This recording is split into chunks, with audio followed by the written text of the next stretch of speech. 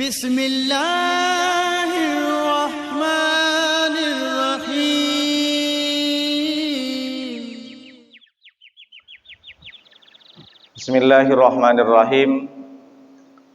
Assalamualaikum warahmatullahi wabarakatuh. Alhamdulillahilladzi bini'matihi tatimmus shalihat. Wassalatu wassalamu ala rasulillahi sayyidis sadat wa ala alihi wa ashabihi min ahlis sidqi wal karamah. Subhanaka la ilma lana illa ma 'allamtana innaka antal alimul hakim. Rabbi shrah li sadri wa yassir li amri wahlul 'uqdatam min lisani yafqahu qawli, amma ba'd. Yang sama-sama kita hormati pengurus Masjid Baitus Salam beserta ketua yayasan, staf yang tak mungkin saya sebutkan satu persatu.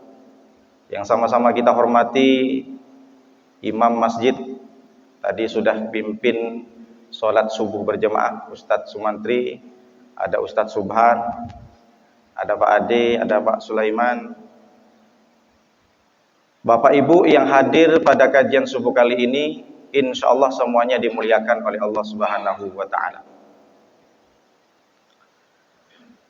Bersyukur kita kepada Allah dengan ucapan alhamdulillah bahwa pada hari ini kita bersama-sama bertemu dengan orang-orang baik di tempat yang baik, Masjid Baitus Salam, di hari yang baik.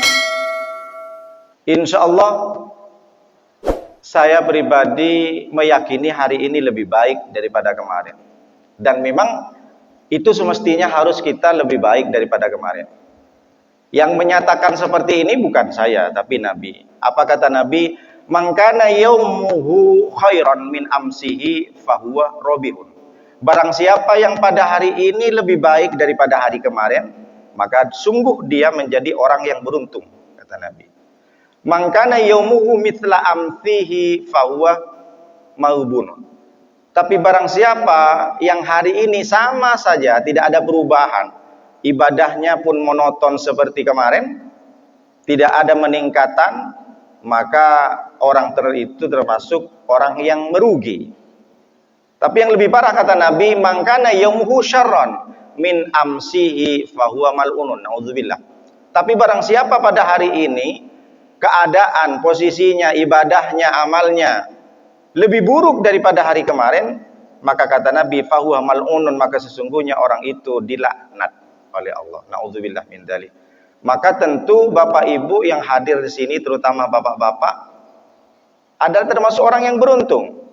Karena saya yakin kemarin mesti lebih buruk daripada hari ini. Hari ini lebih baik karena bapak-bapak dengan imannya yang mungkin hari ini sudah disentuh oleh Allah dengan beragam aktivitas di luar yang mungkin tak bisa ditinggalkan, tapi memaksakan diri untuk duduk di Masjid Baitus Salam mengikuti kajian. Ini suatu keberuntungan yang tak bisa kita tukar dengan dunia dengan seisinya. Apalagi sholat subuh. Sholat subuh pagi-pagi didoakan oleh Rasulullah. Maka tadi saya ketemu dengan Bapak tadi, beruntung kalau ada orang, sesaudara sesama muslim, pagi-pagi masih ketemu dalam keadaan sehat, dalam keadaan segar bugar, apalagi setelah sujud bersama-sama sholat subuh. Maka didoakan oleh Nabi. Yang mengatakan Nabi juga, apa doa Nabi? Allahumma barik li ummati fi bukuriha. Ya Allah, berikan keberkahan kepada umatku di waktu paginya. Ini luar biasa. Hadis ini harus disampaikan oleh bapak-bapak kepada semua orang. Apa maknanya? Setiap pagi kalau ada orang bangun, bahkan dia sempat tahajud, ambil wudu, sholat sunat wudu, kemudian beristighfar kepada Allah, bermunajat kepada Allah, merendahkan diri kepada Allah sebelum subuh, lalu kemudian dia berangkat ke Masjid Baitus Salam untuk sholat berjemaah, Nabi mengangkat tangannya berdoa, ya Allah, berikan keberkahan kepada orang-orang yang hadir di Masjid Baitus Salam. Kalau Nabi yang sudah berdoa diterima atau tidak? Diterima. Kita doa belum tentu, tapi kalau Nabi Muhammad, orang yang dipilih oleh Allah, orang yang paling bersih hatinya, yang paling tinggi imannya, yang paling dicocokin oleh Allah, sudah berdoa kepada Allah, insya Allah doanya diterima. Maka kalau kita ingin selalu didoakan oleh Nabi Muhammad, bangun pagi-pagi. Tidak hanya keberkahan yang kita dapatkan, insya Allah semua urusan dilancarkan, rezeki juga dimurahkan. Kok bisa begitu Pak Ustadz? Dulu saya di kampung sudah disampaikan oleh nenek moyang kami, bapak, ibu, kakek, buyut, bagaimana agaknya ayam, siapa ayam yang seperti apa yang paling banyak dapat jagung dan beras? Yaitu ada ayam yang paling awal pagi dia menyamperin atau datangin makanan yang ditabur. Kalau di kampung kan setiap pagi ditabur jagung. Siapa yang paling banyak rezekinya? Dialah yang paling awal bangun pagi dan datang makan jagung. Begitu juga agaknya kita. Kalau kita paling awal, insya Allah rezeki kita lancar, dimurahkan oleh Allah. Meskipun tidak gaji 50 juta, tapi begitu indahnya, begitu bahagianya dia dengan istrinya. Tidak pernah kekurangan. Tak mesti harus hutang sana sini. Insya Allah kreditan lunas semua. Amin ya rabbal alamin.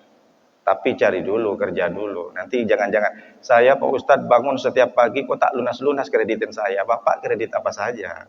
Jangan ngandalkan hanya bangun pagi, harus ikhtiar.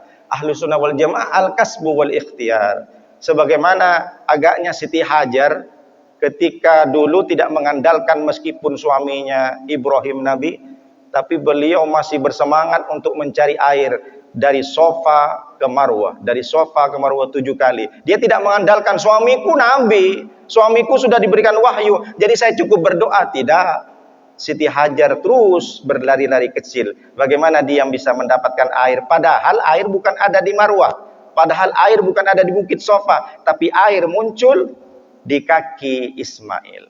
Tapi dia tetap tidak menghilangkan ikhtiar. Jadi kita belajar, dan sekarang kita sudah nikmati. Begitu besar manfaat air Zam-Zam. Tidak hanya orang Mekah Timur Tengah, seluruh Indonesia sudah minum air Zam-Zam. Itu karena perjuangan seorang ibu, seorang perempuan. Maka jangan pernah sepelekan seorang istri di rumah. Jangan pernah sakitin, apalagi nambah istri. Sakit hati. Jadi kita itu mesti harus kasbu ikhtiar. Bapak ibu, bapak-bapak yang dimuliakan oleh Allah Subhanahu wa taala, bersolawat kita kepada Rasulullah dengan ucapan Allahumma sholli ala sayyidina Muhammad wa ala ali sayyidina Muhammad. Bapak-bapak, hari ini saya akan menyampaikan tentang temanya. Nanti kalau Pak Ade dibikin di YouTube, 5 amal orang beriman. Kenapa mesti orang beriman? Orang beriman selalu dipanggil oleh Allah Subhanahu wa taala. Contoh, ya ayyuhalladzina amanu ittaqullaha haqqa tuqatih wa la tamutunna illa wa antum muslimun. Ya ayyuhalladzina amanu ittaqullaha wa la tanzur nafsum ma qaddamat lighat wattaqullaha innallaha khabirum bima ta'malun. Ya ayyuhalladzina amanu ijtanibu katsiran minadh-dhanni inna ba'dadh-dhanni ismun wa la tajassasu wa la yaghtab ba'dukum ba'dha. Ya ayyuhalladzina amanu qu anfusakum wa ahlikum nara. Ya ayyuhalladzina amanu qulu qawlan sadida yuslih a'malakum, dan masih banyak lagi. Ya ayyuhalladzina amanu tubu ilallahi taubatan nasuha. Begitu banyak dan sering Allah panggil orang beriman. Kenapa? Karena orang beriman itu mesti harus menetapkan dan mengistiqomahkan amalnya. Jangan hanya sekedar saya orang beriman, tapi apakah sudah layak kita orang beriman? Sudah beramalkah? Bahkan untuk bertobat saja Allah memanggil kita dengan kalimat ya ayyuhalladzina amanu tubu. Wahai orang-orang yang beriman, bertobatlah kalian. Allah tidak memanggil wahai orang-orang pendosa, wahai manusia pendosa, tobatlah engkau, tidak. Tapi yang disuruh bertobat oleh Allah adalah orang beriman. Karena iman kita itu beda dengan Nabi. Iman kita itu yusbihu mu'minan wa yumsi kafiron. Pagi-pagi dia mukmin beriman, sholat subuh, tapi ternyata malam jangankan ke berjemaah ke Masjid Baitus Salam Harira, maghrib isya hilang karena main skater. Nauzubillah min dzalik. Orang beriman. Saya tidak menyinggung orang yang skater. Saya nggak kenal Bapak Ibu punya aplikasi atau tidak. Tidak ingat dengan waktu. Bahkan dia sendiri saja hilang sholat maghribnya. Kalau lupa tak masalah. Kalau masih sengaja. Tapi lupanya kalau dia mengerjakan dengan sesuatu yang jauh dari Allah, maka dia berdosa. Bahkan tidur saja. Kalau bapak-bapak tidur, tahu kalau saya tidur nanti asar lewat, haram tidurnya. Jadi ada orang tidur haram. Seperti apa? tidurnya setelah jam 3 misalkan. Sudah adzan Allahu Akbar, asar. Tapi masih, adalah tidur aja. Tapi dia yakin kalau saya tidur nanti pasti jam 6, asar lewat. Berarti tidurnya berjam-jam haram. Ini luar biasa. Makanya selalu diingatkan. Maka hari ini saya akan menyampaikan ada 5. Mudah-mudahan lebih cepat. Kalau dibahas satu persatu lama. 5. Yang pertama apa? Orang beriman itu mesti harus bertambah ilmunya. Makanya jangan pernah capek, jangan pernah letih, lemas, letoy bapak-bapak untuk mencari ilmu. Jangan pernah aduh capek lah, itu terus yang disampaikan. Jangan pernah merasa bosan untuk mencari ilmu. Karena bertambah ilmu itu untuk memperbaiki amal. Bertambah ilmu itu untuk memperbaiki akhlak. Karena puncak daripada ilmu itu adalah akhlak. Akhlak kepada Allah, malu kepada Allah, akhlak kepada seluruh alam. Misalkan begini, ini harus dibedakan akhlak dengan etika. Satu ketika ada orang naik pesawat. Nah, anggaplah kalau saya sebut nanti endorse pula. Ada orang berangkat naik pesawat. Lalu kemudian sampai naik pesawat, sampai ke dalam, selamat datang, welcome to Baitus Salam Airlines. Misalkan begitu. Anggap Baitus Salam dulu. Selamat datang Bapak Ibu di Baitus Salam Airlines. Iya. Silakan Bapak Ibu nomor berapa seatnya? Oh ini. Nomor 20. Nah, silakan diantar. Sampai duduk oleh pramugari. Silakan Bapak duduk, pasang seat beltnya nanti untuk menjaga keamanan. Habis itu berapa menit kemudian didatang lagi. Bapak mau minum apa? Teh obeng apa teh tarik? Ada seperti itu. Nah, ini kan Baitus Salam Airlines. Oh, saya mau kopi. Ya, silakan. Ya, terus. Begitu sopannya, begitu ramahnya pramugari itu. Kenapa? Karena pramugari ini menggunakan etika. Berbeda dengan akhlak. Apa maknanya? Bayangkan kalau sudah selesai turun dari pesawat, misalkan. Sudah turun, sudah bongkar bagasi di airport, lalu kemudian si pramugari juga turun pakai tas. Coba disapa. Mbak pramugari, tadi kan yang mempersilahkan saya. Siapa lo, siapa gue? Tak kenal. Oh, ini nampaknya Pak Ustadz pengalaman pribadi. Kalau sudah turun pramugari, lo gue. Kenapa? Karena dia diajarkan bukan akhlak. Dia hanya diajarkan etika. Apa itu etika? Etika itu adalah kesepakatan kelompok, kesepakatan organisasi, kesepakatan kedinasan yang hanya diatur di satu tempat, di waktu tertentu, di tempat tertentu. Bukan dipakai untuk yang lain. Kalau sudah selesai urusan penerbangan, pramugari tak sok kenal. Tapi kalau di dalam pesawat, sok kenal, sok dekat. Maka kalau sudah di bawah, coba panggil Pak Murugari. Ini orang gila katanya. ODGJ nanti. ODGJ apa ODGJ? Begitu etika diajarkan. Sama halnya dengan di Jepang. Di Jepang orang-orang tidak risau anaknya itu tidak tahu bahasa Inggris. Dia tinggal masukkan ke bimbel. Orang-orang Jepang tidak risau anaknya tidak tahu matematika. Tinggal masukkan ke kursus. Tapi mereka risau bagaimana anaknya tidak bisa ngantri ketika masuk ke kelas. Tidak bisa memakai sepatu. Itu etika. Nah, etika ini mereka mengenal dengan etika. Tapi kalau Islam mengenalnya dengan akhlak. Akhlak dengan etika beda. Ini harus disampaikan. Dan akhlak ini kenapa berbeda? Karena akhlak bukan urusan kedinasan. Akhlak bukan urusan suatu lembaga, suatu organisasi. Tapi akhlak adalah urusan kita bersama. Kalau ada bapak-bapak nengok anak tetangga tak pakai jilbab, tegur. Meskipun dia sakit. Karena urusan, nanti jangan, oh itu tak berjilbab urusan ustadz itu. Urusan Ustadz Subhan itu. Saya kan bukan ustadz, tak boleh menegur. Bukan.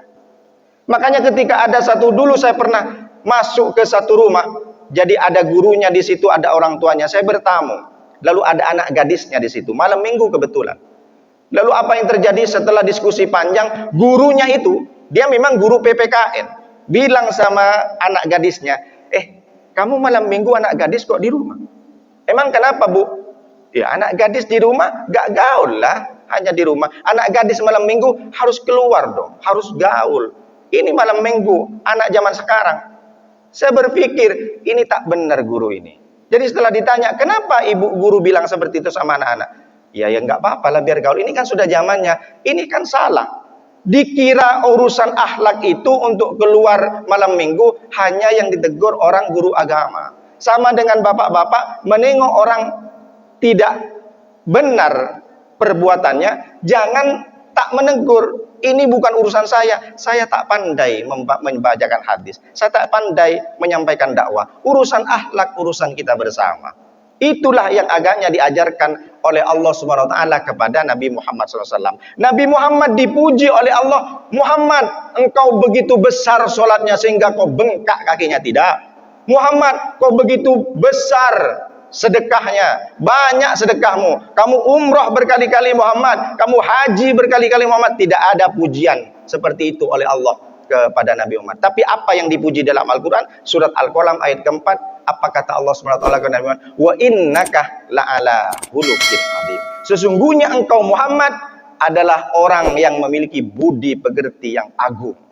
Engkau memiliki akhlak yang baik. Nabi Muhammad dipuji oleh Allah bukan karena sholatnya. Nabi Muhammad dipuji oleh Allah bukan karena zakatnya, bukan karena hajinya, bukan karena sujudnya. Itu sudah biasa. Tapi Nabi Muhammad dipuji oleh Allah karena akhlaknya. Itulah agaknya kenapa Nabi Muhammad mengatakan innama bu'istu liutammima makarimal akhlak. Sesungguhnya aku diutus oleh Allah ke dunia ini untuk memperbaiki akhlak. Akhlak ini berarti tidak ada orang tetap bisa memakai. Kalau etika, dia hanya sekedar ketika mengikuti aturan masuk ke kantor harus fingerprint, harus pakai sanitizer. Tapi sampai di rumah atau di luar hilang semua. Sama dengan sekarang masih berlaku pakai masker. Karena untuk peraturan saja, etika saja. Sama dengan kita, kalau kita tidak memakai akhlak dalam beribadah, maka ada orang tak ada orang, kita itu juga berbeda. Kalau ketika ada orang, sholat kita lama kali. Karena banyak orang ditengok. Apalagi dia pakai surban. Tak enak sekarang aku pakai jubah, pakai surban. Jadi sholat sunatnya, baca kulhu, sampai ke juz amma. Tapi pas tak ada orang, Allahu Akbar, Allahu Akbar. Berarti dia tak pakai akhlak. Ibadah mesti harus pakai akhlak. Lagi-lagi akhlak. Dulu saya pernah di kampung. Satu ketika saya mampir di rumah makan. Duduk. Lalu kemudian saya makan. Tiba-tiba setelah selesai makan, datang kawan ini. Ini kayaknya kawan dulu di pondok. Sambil senyum-senyum duduk. Nor, saya kan Nuruddin dipanggil Nor kalau di kampung. Gimana kabarmu? Loh, kok ada di sini kamu? Iya. Habis itu ngobrol lama karena temu kangen. Akhirnya selesai, saya mau bayar makan itu. Tak usah bayar. Biar aku yang bayar. Oh, kok bisa begitu? Janganlah. Rupanya usut punya usut. Kenapa aku nggak bayar? Karena rumah makan ini punyaku. Kaget saya. Kok dapat tuyul dari mana? Rumah makannya besar. Kemudian mobilnya Alphard. Karyawannya banyak. Alhamdulillah Nur. Dulu ketika kau mondok, habis itu kau mondok ku kuliah, aku putus pondok. Di pondok pun aku selesai tak sampai seperti kalian. Sampai selesai 9 tahun. Itu pun kuliah juga enggak. Gimana kenapa? Karena bapakku meninggal. Aku anak yatim. Terus lama-lama karena aku sebatang kara, aku usahalah kecil-kecilan serabutan. Sampai pada akhirnya aku bisa punya rumah makan. Alhamdulillah 10 karyawanku aku sudah umrohkan. Suami sama istrinya. Bagus. Terus kemudian, kok bisa-bisanya kamu masih ingat sama aku? Begini Nur, dulu aku nengok kamu itu di pondok. Kamu kan sudah aku akuin, kamu memang ganteng. Ganteng dari dulu, putih mulus. Terus, tapi meskipun kamu ganteng, kamu tak pernah sombong. Kamu bergaul ke semua orang. Bahkan kamu bikin kursus bahasa Inggris. Saya memang dari pondok dulu udah kursus bahasa Inggris. Gratis, tak minta apa bayar pun. Biasanya orang yang lain tuh kursus ini, ustadz ngajar ini, setidaknya dia minta suruh masakan nasi. Tapi kamu tetap, saya masak nasi dulu pakai kayu, bapak-bapak. Itu pun harus cari dulu kayunya. Karena memang dulu saya sudah serba kekurangan. Itu pun saya masak nasi itu jam 12 malam. Karena selesai ngaji Nahwu Sorok, selesai ngajar bahasa Inggris, saya ngaji Nahwu grammar bahasa Arab itu. Jadi yang aku ingat itu dulu kamu tak sombong. Makanya tadi ketika aku nengok kamu tadi, seandainya aku ingat dulu di pondok, kamu tuh orangnya sombong, aku tak keluar tadi. Tapi yang aku ingat dari dirimu itu, kamu orangnya rendah hati. Sehingga aku mau keluar dan mau bersapa dan bertegur sapa denganmu. Apa maknanya? Kalau orang pepatah bilang, pisang emas bawa berlayar, masak sebiji di dalam peti. Hutang emas bisa dibayar, hutang budi dibawa mati. Apa maknanya? Orang yang diingat itu satu dari kita, kebaikannya. Jadi jangan disangka kalau bapak-bapak punya teman, ingatlah, selama kita berbuat baik dengan ikhlas, maka akan diingat. Makanya ada pepatah lain juga mengatakan, jika engkau sentuh hatinya, maka kau akan dapat memilikinya. Kalau orang itu sudah dapat hatinya, maka semua yang akan kita inginkan dapat. Artinya apa? Lagi-lagi akhlak. Orang yang diingat ke kita itu akhlak. Kalau kita memang banyak ibadah, kita kaya, tapi ternyata satu kali kita berbuat sebuah keburukan di depan di depan orang, marah terutama ya kemarin, orang sudah tidak respect lagi. Baru-baru ini ada DPR yang marah-marah sampai naik meja. Nauzubillah min dzalik. Dengan apapun alasannya, jangan sampai kita akhlak dimundurkan. Karena akhlak adalah yang diajarkan oleh Allah Subhanahu wa taala. Kalau kita mau belajar apapun, misalkan bahasa. Dulu di kampung itu saya di Madura banyak orang pengen mau masuk ke Cambridge University. Mereka mau tidak mau harus memiliki TOEFL, sertifikat TOEFL, Test of English as Foreign Language. Dia mesti harus memiliki skor 550. Maka dia kursus di Pare Kediri, kampung Inggris. Mungkin banyak yang tahu, Pak Ade tahu. Di Pare Kediri kursus bahasa Inggris itu selama 6 bulan. Lalu kemudian setelah 6 bulan pulang ke Madura, saya tanya, "How are you my friend?" Apik tenan. Lah, kok jawabannya Jawa? Kalau yang sekarang bukan apik tenan, tenan kui. Kata Gus Samsudin. Orang belajar bahasa Inggris 6 bulan di Jawa, setelah ditanya how are you my friend, minimal kan jawabnya I'm good, I'm so fine, I'm well. Tapi ini tidak, apik tenan. Apa maknanya? Begitu mudahnya orang belajar bahasa. Dia belajar bahasa Inggris, bahasa Jawanya pun dapat bonus. Artinya apa? Semua ilmu bisa kita ajarkan, tapi tidak dengan akhlak. Apa salah satu contohnya? Dulu ada ustadz yang teriak-teriak, begini, makan harus dengan tangan kanan. Selesai ceramah, belum pulang orang semuanya, akhirnya saya tengok, rupanya panitia minum dengan tangan kiri. Begitu beratnya orang minum dengan tangan kanan sambil duduk. Padahal baru diselesaikan, diceramahi, dinasihati. Betapa nasihat pengajian itu batal sebelum orang keluar dari masjid. Dan kita lihat, orang minum dengan kanan susah payah. Tapi kalau orang untuk belajar bahasa, belajar ilmu Al-Quran tajwid mudah. Tapi membiasakan diri berakhlakul karimah dengan cara meminum dengan tangan kanan dan duduk. Banyak orang kita lihat. Bahkan orang-orang yang tokoh masyarakat pun dia berdiri sambil minum tangan kiri. Ini bukan tentang masalah haram dan tak haram. Bukan masalah boleh dan tak boleh. Tak ada mengatakan minum dengan tangan kiri dia dosa masuk neraka. Tidak. Tapi bagaimana dia membiasakan akhlak? Karena Nabi sudah mengatakan idza akalah ahadukum falyakul biyaminihi. Jika kalian makan, maka hendaklah makan dengan tangan kanan. Wa idza syariba falyasrab biyaminihi. Ketika engkau minum, maka minumlah dengan kanan. Kenapa? Fa innas syaitana ya'kulu bishimalihi wa yasrabu bisimali. Sesungguhnya setan makan dan minum dengan tangan kiri. Bapak-bapak sekarang dipraktikkan. Bisakah saya bertambah ilmu? Akhlak juga bertambah. Bisakah kita biasakan makan dan minum, minimal minum? Minum ini sering orang biasa orang dengan tangan kiri. Mereka tidak masalah. Saya tidak bilang ini haram. Begitulah akhlak.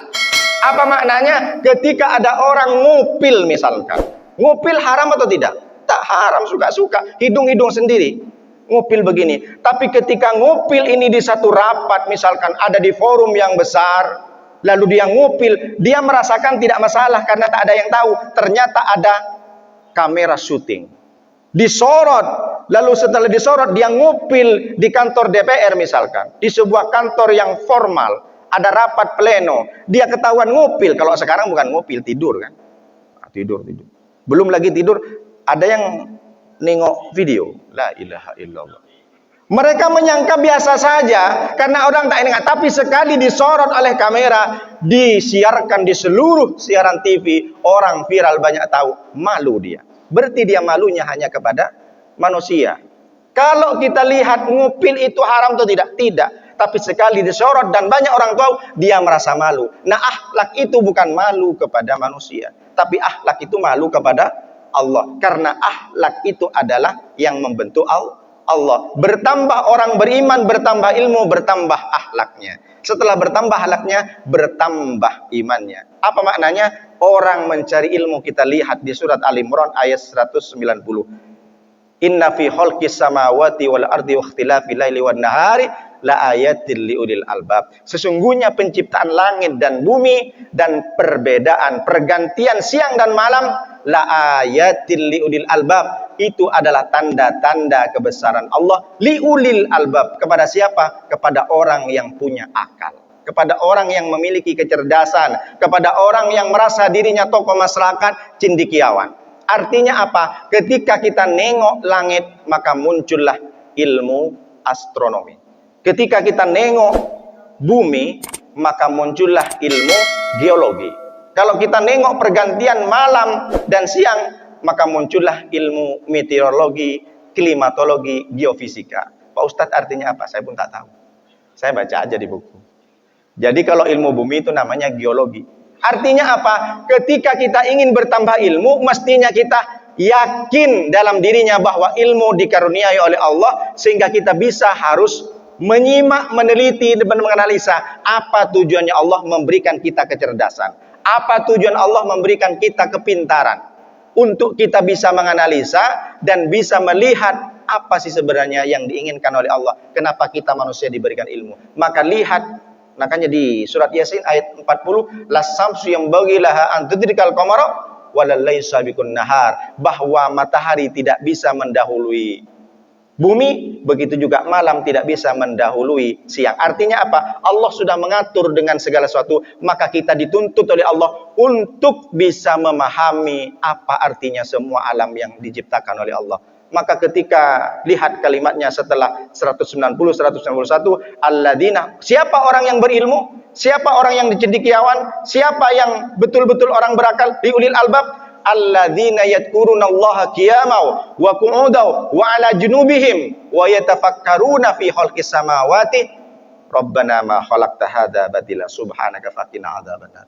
Orang-orang yang berilmu, orang-orang yang berakal, kalau dia merasa manusia yang punya akal dan dia punya iman, maka kata Allah, sesungguhnya dia mesti harus terus berzikir qiyaman ketika berdiri. Apa maknanya? Ketika dia banyak jabatan, tegak. Ketika rizkinya banyak, dia tetap harus konsisten istiqomah untuk berzikir kepada Allah. Wa qu'udan, dan ketika dia duduk tetap harus berzikir. Ketika mungkin dia sudah bangkrut, jatuh, dagangannya tak laku, dipecat dari pekerjaannya, tetap harus berzikir. Wa ala junubihim, dan pasti tetap berzikir meskipun kalian dalam keadaan berbaring. Apa maknanya? Dalam keadaan sakit pun kalian harus ingat Allah. Setelah berzikir qiyama wa qu'udan wa ala junubihim, maka setelah berzikir wa yatafakkaruna fi khalqis samawati, maka sesungguhnya engkau itu harus berfikir. Setelah berzikir mengingat Allah, berfikir pakai akalmu tentang penciptaan langit dan bumi. Lalu ketika orang sudah mengakomodasikan, sudah mengkombinasikan antara kecerdasan intelektual dan spiritual,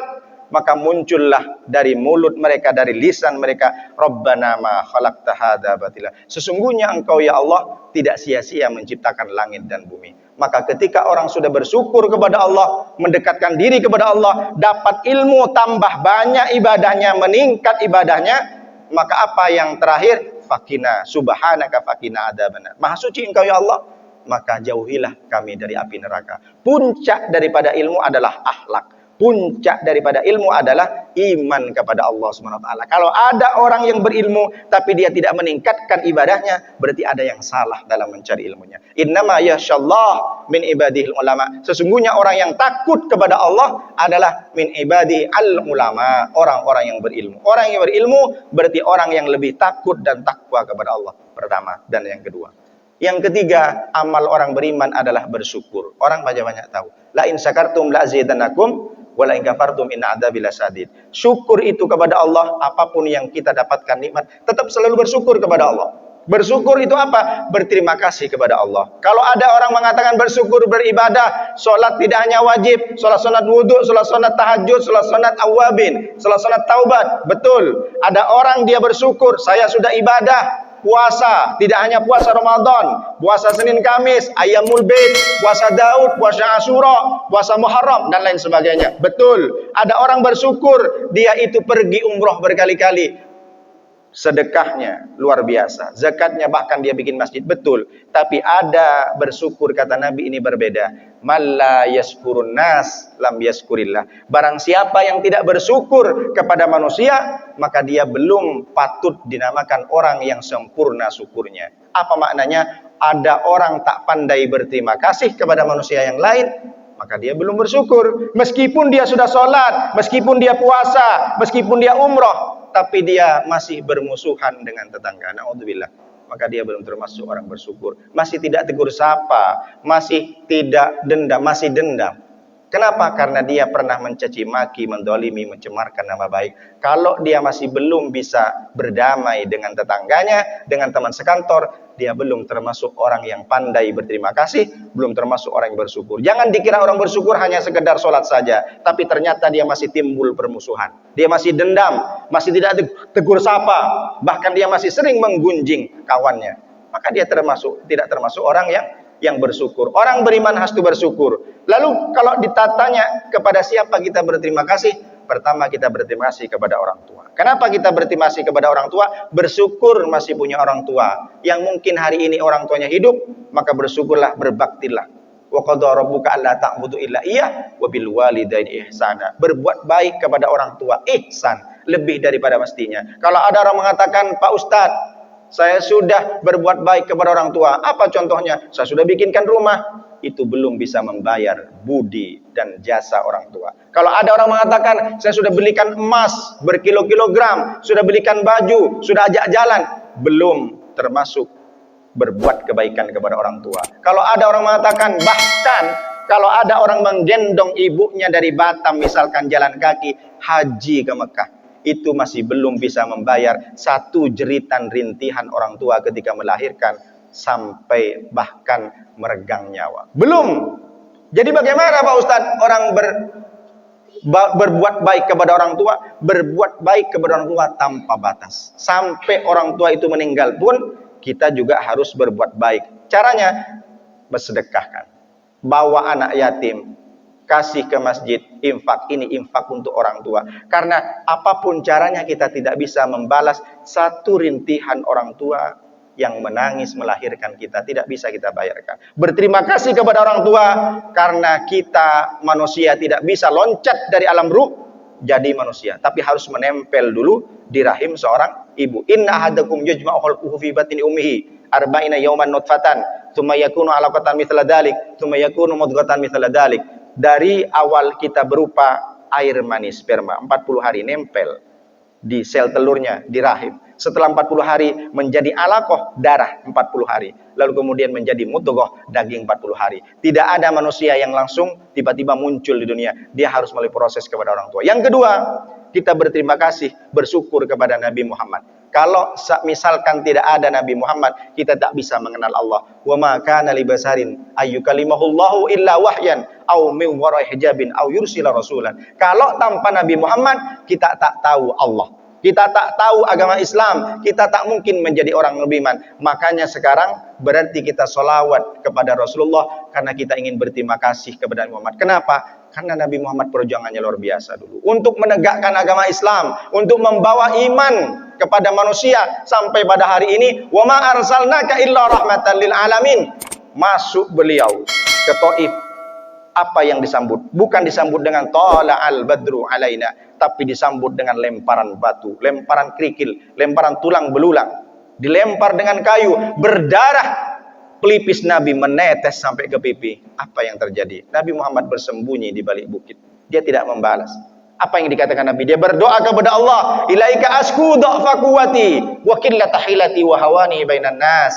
Ya Allah, hari ini aku tidak ada tempat bersandar. Hari ini aku tidak ada tempat mengadu, ya Allah. Hari ini aku hanya mengadu, aku hanya memilikimu, ya Allah. Dha'fa quwwati, atas kelemahanku, wa qillata hilati, dan atas ketidakberdayaanku pada hari ini, ya Allah. Wa hawani bainan nas, ya Allah. Hari ini aku malu di depan mereka, ya Allah. Dilempar batu berdarah Rasulullah untuk membawa dan iman Islam. Apa yang terjadi? doa dan aduan Rasulullah diterima oleh Allah, Allah utus malak.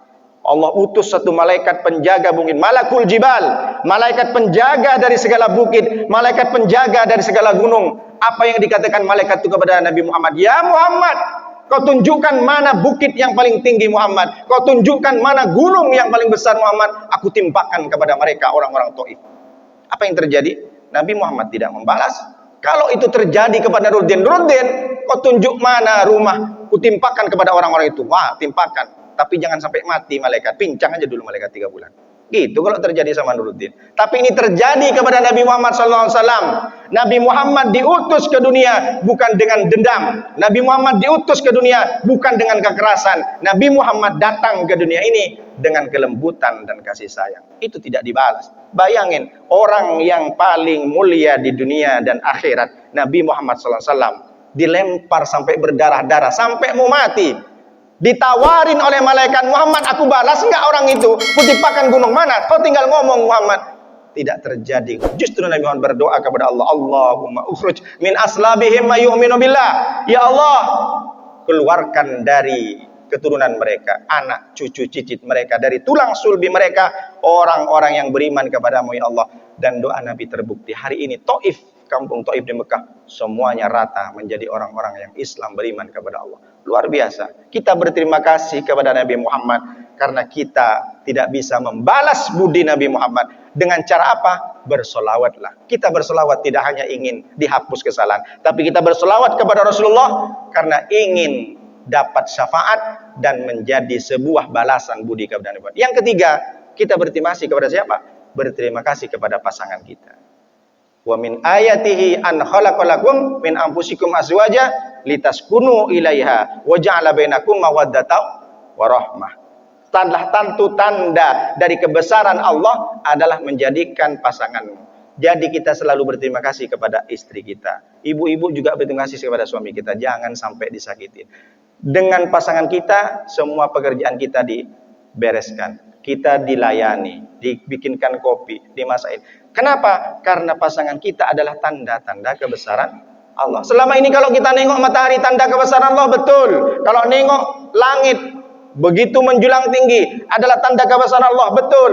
Tapi ternyata ada tanda-tanda kebesaran Allah tidak berupa langit, tidak berupa bulan, tidak berupa ayat-ayat, tapi berupa pasangan kita. Jadi kalau kita nengok bapak-bapak sama istri kita, oh selama ini kamu dek, ternyata ini bukan hanya sekedar istri, tapi engkaulah bukti tanda-tanda kebesaran Allah. Yang bilang bukan saya, Allah langsung. Surat An-Nur ayat 21. Wa min ayatihi an khalaqalakum min anfusikum azwaja litaskunu ilaiha. Itulah kenapa disampaikan oleh Allah litaskunu ilaiha. Orang punya pasangan agar dia tenang.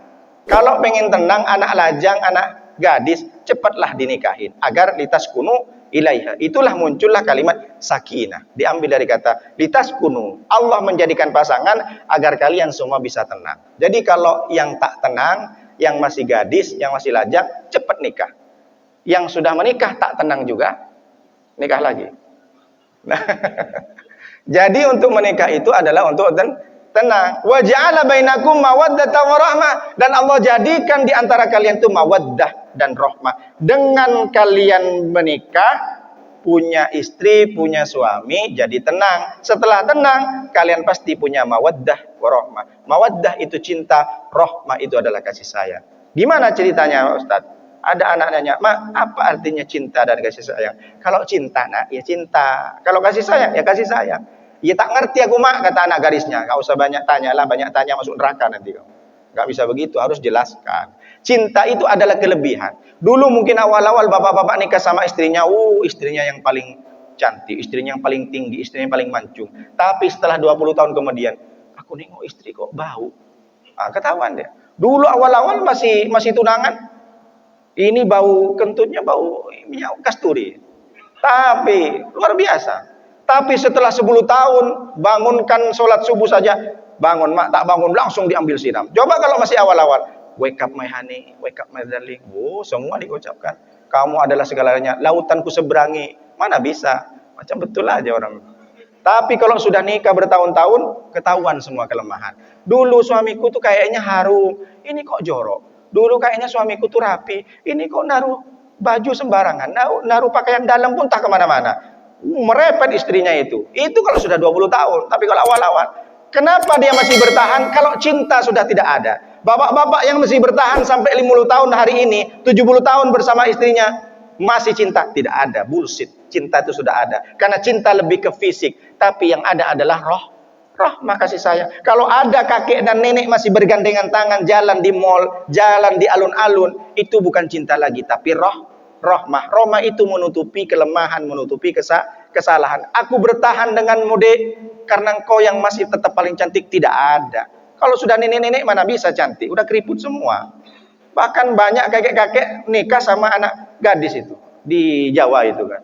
Karena dia merasakan dia cinta. Tapi kalau ada orang yang masih suami istrinya bertahan setia sampai mati, itu bukan cinta lagi, tapi rahmah kasih sayang. Karena rahmah itu adalah menutupi kelemahan suami, menutupi kekurangan suami. Kalau ada istri, kalau ada suami tak bisa menutupi kelemahan pasangannya, berarti dia sudah tidak ada rahmah. Lillahi mi'atu rahmatin. Allah memiliki 100 rahmat yang diturunkan oleh Allah, satu saja ke bumi. Satu itu berebut antara hewan dan manusia. Bagaimana rahmat? Tidak ada cerita gajah menginjak anaknya. Kenapa? Karena ada rahmah dalam hati gajah. Tidak ada ular kobra makan telurnya sendiri. Kenapa? Karena dia ada rahmah. Tidak ada buaya yang memakan anak bayinya. Dia pasti makan mencari ayam potong. Tidak ada. Tapi kalau ada manusia yang contoh sudah dicabut rahmatnya oleh Allah, banyak perempuan-perempuan, ibu-ibu aborsi, dibuang bayinya. Betul? Kalau sudah rahmat dicabut oleh Allah, berapa banyak ayah kandung sendiri memperkosa anak kandungnya sendiri. Na'udzubillah min dzalik. Berapa banyak ayah yang marah sama anaknya, dipukul anaknya sampai mati. Rahmat sudah dicabut. Itulah kalau rahmat. Maka kita selalu berdoa kepada Allah dengan berselawat kepada Rasulullah agar rahmat dalam hati kita itu selalu ada. Itulah kita bertahankan kita di sini adalah rahmat. Itu juga yang Allah sampaikan. Rasulullah sampaikan apa? La yadkhulul jannata la yadkhulu ahadukumul jannata bi amalihi. Orang-orang itu tidak masuk ke surga bukan karena salatnya, bukan karena zakatnya, bukan karena puasanya. Orang masuk surga kata Rasulullah illa ayyatagammadinallahu bi fadlin wa rahmatin. Orang masuk surga itu bukan karena salat tapi karena rahmat Allah turunkan. Kalau ada orang masuk surga karena sholat, berapa banyak orang yang sudah sholat tapi akhirnya su'ul khotimah. Berapa banyak orang yang sudah puasa, rajin bersedekah, tapi ternyata dia terjerumus ke dalam dosa. Karena kita masuk ke surga karena rahmat. Makanya ada ilustrasi dalam sebuah kitab itu ulama mengatakan, ada orang masuk surga ditanya sama Allah, kamu masuk surga kenapa? Oh, karena saya selama 80 tahun sholat. 80 tahun saya puasa, 80 tahun saya infak, sedekah. Oh gitu, iya. Jadi sekarang kalau kamu sudah 80 tahun di surga, kamu keluar dari surga kata Allah. Loh kok begitu ya Allah? Loh, kamu kan katanya masuk surga karena amalmu 80 tahun. Berarti aku sudah bayarkan 80 tahun, selesai. Berarti kamu selesai 80 tahun di surga, selesai juga di surga. Berarti kita masuk surga bukan karena amal, tapi karena rahmat dari Allah. Itulah yang kita selalu idam-idamkan, yang selalu kita harapkan. Yang ketiga adalah orang amal beriman bersabar. Cepat saja. Bersabar, apa sabar artinya? Sabar itu artinya adalah menahan. Makanya kita katakan sumu saumas sabri. Berpuasalah kamu di bulan yang sabar. Menahan. Kalau ada bapak-bapak di sini tidak tahan, pengen cepat-cepat keluar, berarti dia tak sabar. Daripada dikeluarkan dari sini, Pak Ustadz gimana? Ada orang pengen cepat-cepat ke toilet, berarti dia tidak sabar, tidak bisa menahan. Sabar ada 3. Yang pertama level terendah. Yang nomor 3. Sabar yang paling terendah adalah sabar kepada ujian. Diberikan ujian oleh Allah. Walanablunakum bisyai'in minal khaufi wal ju'i wa naqsin minal amwali wal anfusi wath thamarat. Ada 5 cobaan kata Allah. Sungguh aku berikan cobaan kepada manusia. Yang pertama yaitu adalah khauf, ketakutan, takut tak makan, takut tak dapat gaji, takut tak dapat pensiun. Nanti anakku ditakut tak pintar, nanti gimana anakku tak dapat kerja, gimana nanti istriku tak jadi soleha, gimana nanti aku tak bisa buat rumah, tak bisa bayar kredit. Takut, itu adalah ujian dari Allah.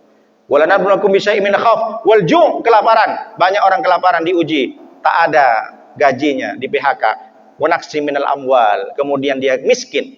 Wa naqsin minal amwal wal anfusi, kematian. Dan yang terakhir, wathamarat, dia sudah bikin bisnis tapi ditikung oleh orang. Wabasyiris sabirin. Kalau orang 5 ini sudah bisa dia melewati ujian, maka dia termasuk orang-orang yang sabar. Siapa orang sabar?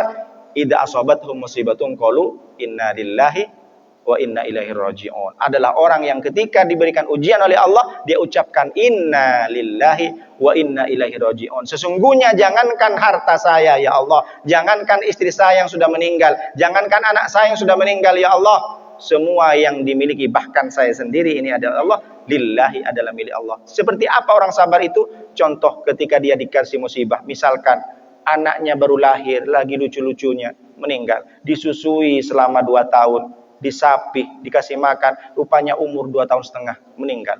Apa tak berguncang dunia? Sakit, ada orang mengatakan, sabar bu, ini adalah ujian.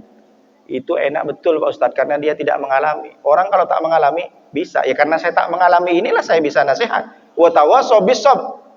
Enak kali Pak Ustadz ngomong, sabar bu, sabar bu. Saya nih Pak Ustadz tak bisa tidur. Anak masih lucu-lucunya Pak Ustadz. Meninggal dia, tenggelam di sumur, tidak dilihat. Mungkin tidak hati-hati. Begitu orang dikasih ujian seperti ini, kalau dia sabar, sabar itu apa? Tidak mengumpat-ngumpat, tidak berteriak-teriak, tidak menyalahkan Allah. Laisa minna man latamal hudud wa syaqqal juyub wa da'wa bid'awal jahiliyah. Orang yang sabar adalah orang ketika ditimpa musibah, dia tidak memukul-mukul pipinya, tidak merobek-robek bajunya, kemudian dia tidak teriak, ya Allah, begitu kejamnya engkau, kau ambil anakku, setelah anakku meninggal, suamiku kau ambil. Berarti orang ini tak sabar. Level terendah sabar adalah terhadap sabar ujian. Ada yang lebih parah Pak Ustadz daripada robek-robek baju, jambak-jambak rambut. Ada, jambak rambut orang, lebih parah. Nah, kalau ada orang kena ujian, nyambak orang, baru. Kalau nyambak rambut sendiri masih mending. Jadi sabar terendah adalah level terendah itu adalah sabar kepada ujian. Kalau bapak-bapak mengalami seperti ini, berarti bapak masih dalam sabar tahap terendah. Lalu sabar yang kedua adalah ketika dia ada kesempatan melakukan dosa, dia tahan untuk tidak melakukan dosa, maka dia sabar yang paling kedua. Seperti apa contohnya? Ada orang ngajak, bro ikut saya kemana? Ke diskotik, ke Pasifik. Aku bayar semuanya, kamu nginep di sana 3 hari 3 malam, aku bayarkan traktir semua. Tapi dia tahan meskipun ada kesempatan. Maka dia sabar yang nomor 2. Sabar menahan untuk tidak melakukan dosa adalah sabar yang kedua. Seperti contoh apa agaknya? Contoh misalkan ada anak muda, ganteng, glowing, sispek, anak kos-kosan, masih muda, jalan di mall. Setelah jalan di mall, ganteng luar biasa, macam artis, selegram. Kemudian ada tante-tante. Tengok tante, dilempar pakai kertas. Sama si pemuda itu, ditengok nomor HP, japri dong, call me please. Akhirnya si pemuda dibawa nomor HP ini yang dikasih tante-tante pulang ke rumah kos-kosannya. Sampai ke rumah kos-kosannya dihidupin kompor, gas, dibakar. Ditengok sama kawannya, apa yang kau bakar? Nomor-nomor tante, nomor HP tante. Kenapa kau bakar? Bodoh kau. Kata orang ini, dia bilang bodoh. Siapa tante? Kaya, punya pengawal, mobil Alphard. Seandainya aku mau sama dia, katanya aku dikasih rumah. Bodoh kali kamu, rezeki kok ditolak. Kata kawannya. Orang yang pemuda yang bakar nomor tante ini adalah orang yang sabar. Karena dia ada kesempatan untuk berbuat dosa, tapi tidak melakukan. Tapi bagi orang yang tak paham dengan agama, tak paham dengan sabar, dianggap pemuda ini bodoh. Ketika kita sudah melakukan sesuatu, ditraktir oleh orang, ada orang ngajak melakukan dosa, tapi kita tahan, kita termasuk orang sabar. Jadi sabar itu bukan karena ujian saja.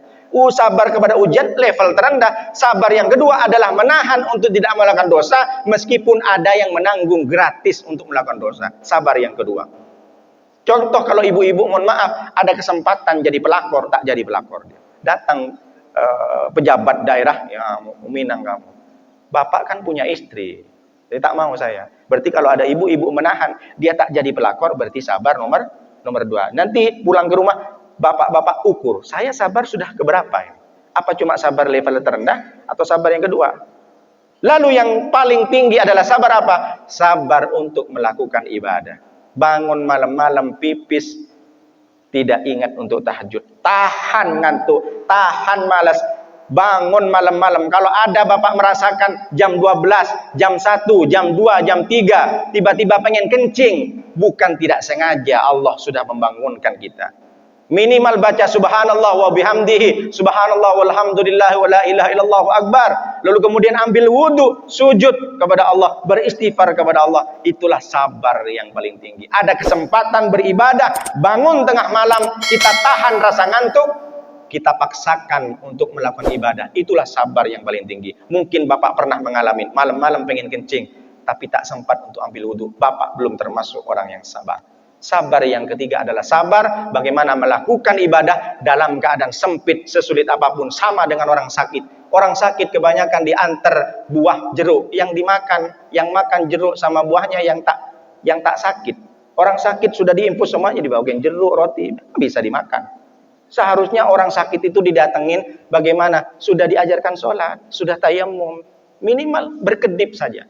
Ini dibawakan makanan, ada nasi padang, siapa yang makan? Yang tak sakit lah. Harusnya datang tuh baca sholawat. Ya bukan berarti tak boleh bawa jeruk, silahkan bawa jeruk. Cuma secara rasio. Bapak-bapak kalau nyengok orang sakit, bawa makanan siapa yang makan? Yang jaga. Kenyang mereka, banyak makanan katanya. Nah seharusnya orang yang datang tuh ajarkan gimana sudah sholat, bisa wudhu, tak bisa wudhu, tayamum. Begitu harusnya. Orang sakit masih wajib untuk sholat. Meskipun tak bisa nyentuh air, pakai tayamum. Tak bisa tayamum, cukup aja gerakkan mata, gerakkan hati untuk sholat. Wajib tetap sholat, tak boleh tinggalkan. Biar berkah sakitnya. Jadi menahan untuk tidak melakukan ibadah, itu adalah yaitu sabar yang paling tinggi. Wa minal laili, surat Al-Isra ayat 79 dan ayat 80. Wa minal laili fatahajjad bihi nafilatan laka asa ayyab'atsaka rabbuka maqaman mahmuda. Orang tahajud dapat keutamaan pertama, maqaman mahmuda. Apa maknanya? Mendapat tempat terpuji nanti di surga. Meskipun masuk surga, dia ada di level yang tinggi. Meskipun dia dulu bukan tokoh masyarakat, dia dikenal oleh Nabi, dikenal oleh Allah, dikenal oleh para sahabat. Ada Ustadz Subhan, ada Ustadz Sumantri. Terkenal sama dengan orang-orang Nabi, nama dengan Rasul. Lalu yang kedua, wa qur rabbi adkhilni mudkhala sidqin. Orang tahajud setiap paginya Allah berikan kemudahan, diberikan kabar-kabar yang baik. Wa qur rabbi adkhilni mudkhala sidqin wa akhrijni mukhraja sidqin. Lalu yang kedua, dia diberikan solusi dalam setiap masalah. Waj'alni min ladunka sultanan nasira, dan Allah berikan pertolongan langsung tanpa perantara malaikat. 4 keutamaan orang tahajud ada di surat Al-Isra ayat 79 dan ayat 80. Jadi sabar yang paling tinggi adalah ketika dia punya uang banyak, dia tidak menturutkan hawa nafsunya, tidak nambah mobil, tidak nambah rumah, tidak nambah kapling. Lihat tetangga di sekelilingnya, ada anak yatim. Dia tak tega beli motor lagi yang baru. Dia tak tega menambah kapling yang baru. Dia berikan, sisihkan. Harusnya dia disisihkan untuk beli motor, tapi karena nengok ada tetangga, bahkan dia sholat, mukenahnya kusut. Dia untuk ngaji saja, Qur'annya robek-robek. Tak tega dia untuk menambah mobil, diberikanlah sedekah air, diberikanlah uang itu untuk membelikan baju. Itulah sabar yang paling tinggi. Karena kita tidak mau termasuk orang-orang yang pendusta agama. Ara'aital ladzi yukadzibu biddin, fadzalikal ladzi yad'ul yatim wa la yahuddu 'ala ta'amil miskin. Orang-orang pendusta agama siapa itu?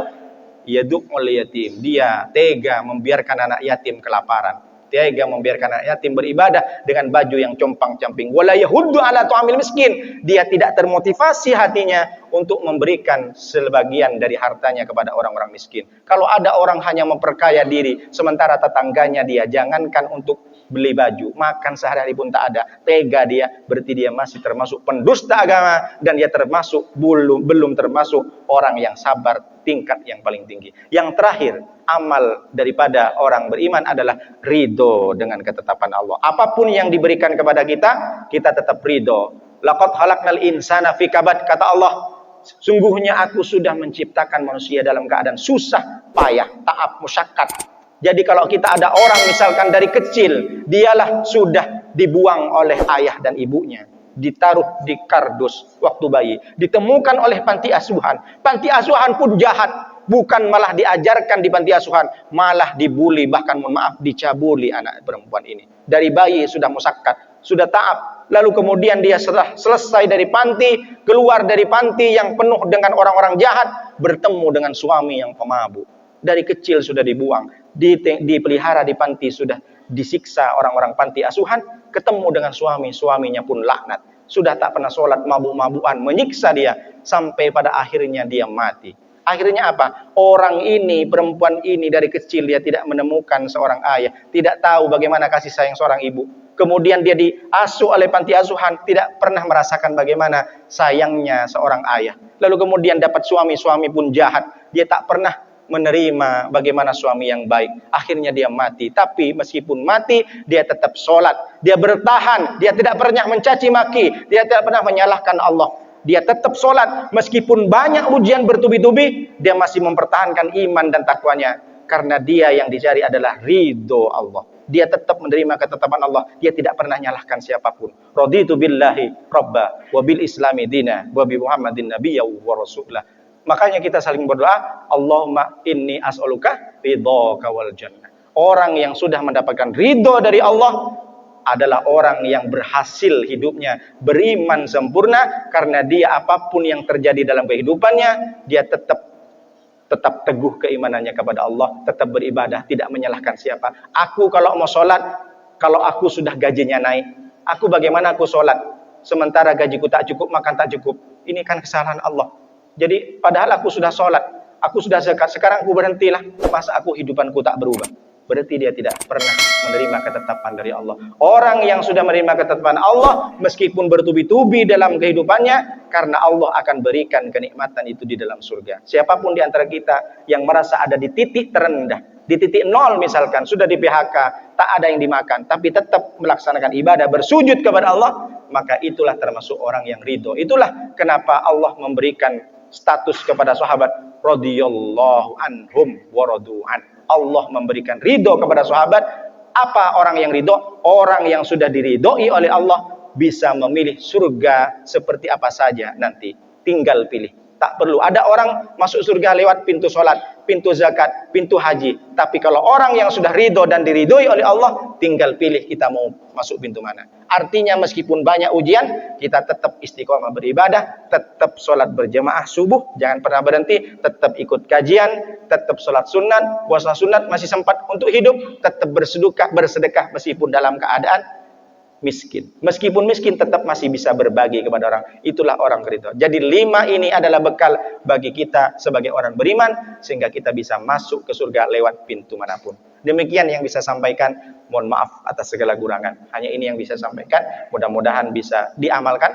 Kalau ada yang salah datang dari saya, yang benar datang dari Allah. Hadanallahu ilaikum ila thariqil mustaqim. Wassalamualaikum warahmatullahi wabarakatuh.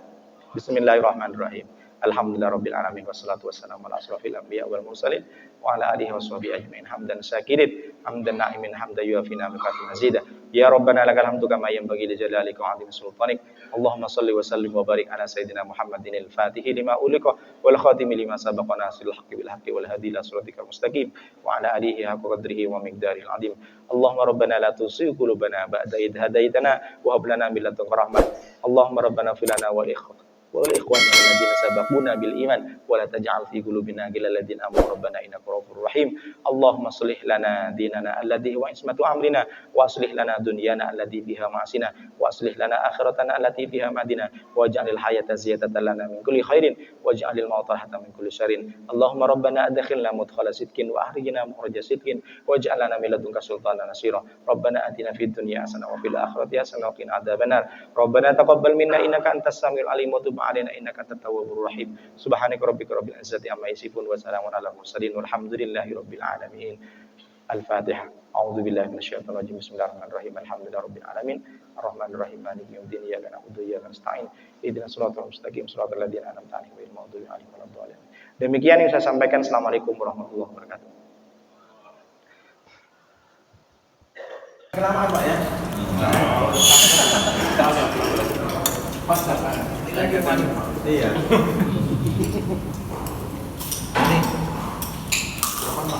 Iya Pak.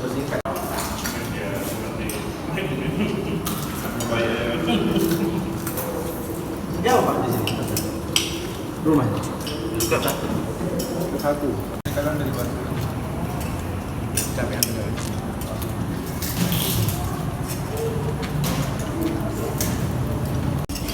Jadi mereka pakai bahasa manusia, jangan pakai bahasa Inggris. Oh, itu speak English apa? Langsung ada dua yang bisa aja. Jadi bahasa Inggris. Nanti ada tamu banyak. Nanti kita ngobrol lewat dari kita sampai dengan dia makan umat membeli jadi kita Sadaqallahul azim.